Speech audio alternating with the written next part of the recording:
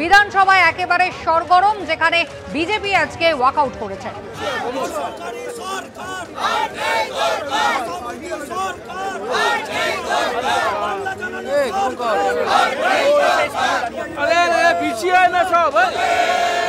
ঢুকে গেছে, আমি কি করবো, আমার তো বেঞ্চে আসছে।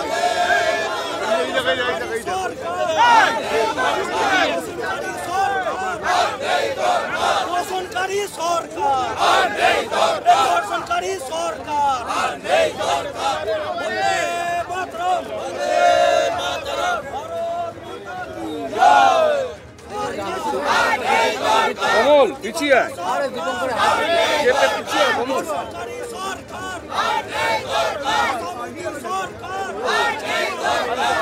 এই সরকার আজকে সাধারণ হিন্দু জনতাকে, হিন্দু দেবদেবীকে, হিন্দু প্রতিষ্ঠানকে নিরাপত্তা দিতে ব্যর্থ এবং বিধানসভায় বলার সুযোগ নেই।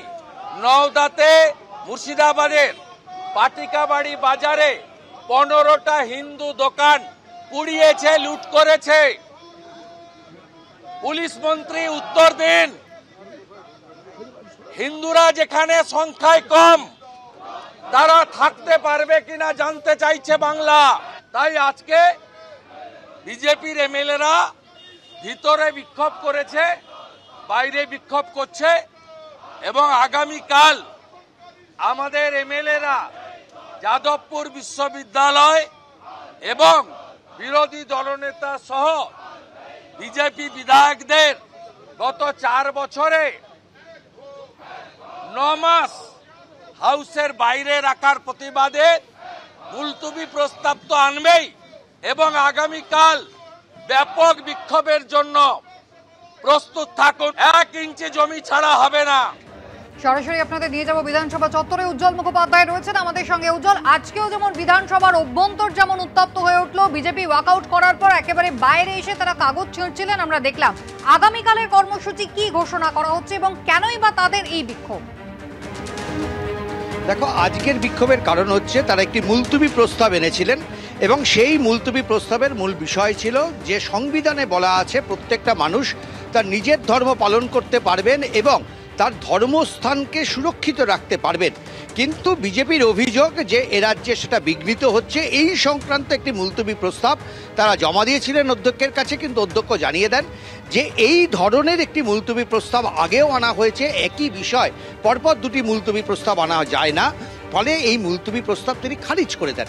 এরপরই আমরা দেখতে পাই বিজেপি বিধায়করা তারা নিজেদের আসনে দাঁড়িয়ে চিৎকার করতে থাকেন, স্লোগান দিতে থাকেন এবং অধ্যক্ষ বারবার তাদেরকে বসার কথা বললেও তারা তাতে কর্ণপাত করেননি। তারা কিন্তু তাদের স্লোগান চালিয়ে যান এবং বেরোনোর সময় তাদের কাছে যে সরকারি নথিপত্রগুলো দেওয়া হয়, অর্থাৎ বিধানসভা চালানোর জন্য যে কাগজপত্র তাদের হাতে দেওয়া হয়, সেগুলো তারা ছিঁড়তে থাকেন এবং বেরিয়ে তারা কাগজ ছিঁড়তে ছিঁড়তে বিধানসভা থেকে বেরিয়ে আসেন।